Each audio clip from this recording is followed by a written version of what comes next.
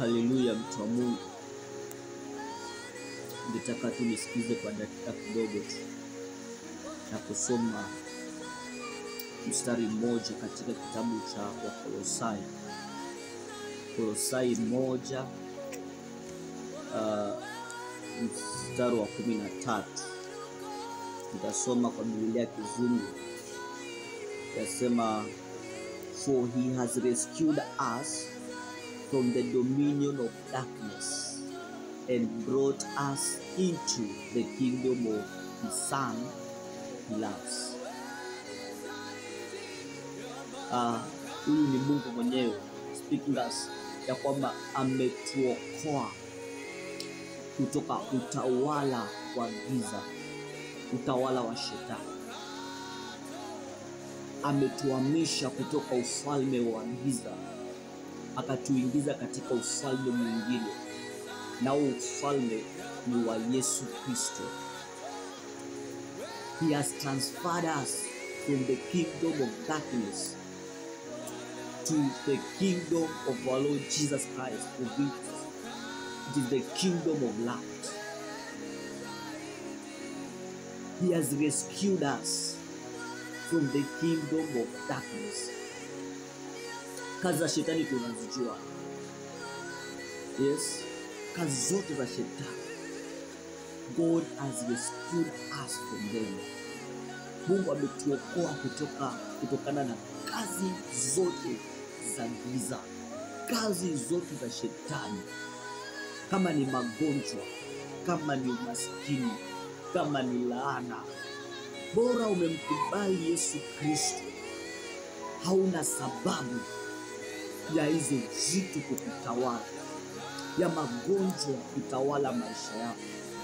Hauna sababu yoyote ya kusema eti hii ni kwa sababu magonjwa, mimi nimekuwa mtu wa magonjwa, laana zinaniandama na sijui nitafanya nini.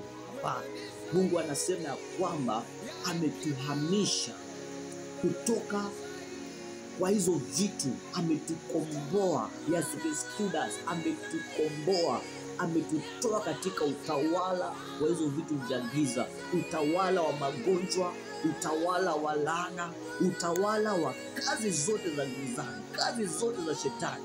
Mungu ametutoa katika huo utawala na ametuingiza katika utawala mwingine, the kingdom of light. The kingdom of Jesus Christ is the kingdom of light. And in this kingdom, it is superior than all other kingdoms.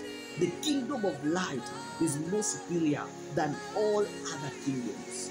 Other kingdoms must bow for this kingdom of light because it is more superior. Na sasa sisi ndio tuko katika hiyo ufalme wa Yesu Kristo, ufalme ambao unaogopewa, hata shetani anajua. Sasa imagine wewe mwana wa Mungu umemkubali Yesu, uko katika huo ufalme sasa. Basi kama niko katika ufalme wa nuru, inamaanisha mambo yanahusu ufalme wa giza kwangu mimi hayafai kunusu, kwa sababu niko katika ufalme mwingine.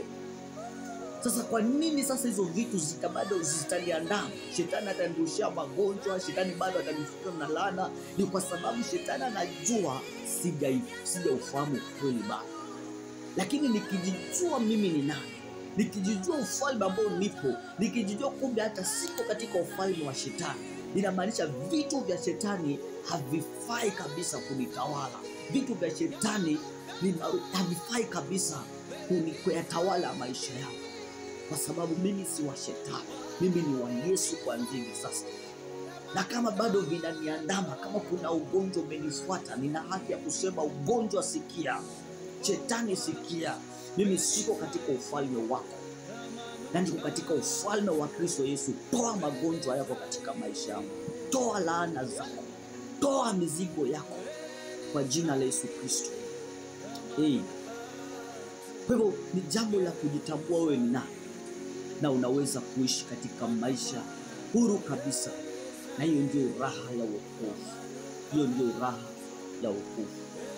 Sasa ningependa tuweze kufahamu ukweli na ukaangalie ni kitu gani katika maisha yako hakendi sawa. Ni mambo gani ambayo shetani anakutesa nayo.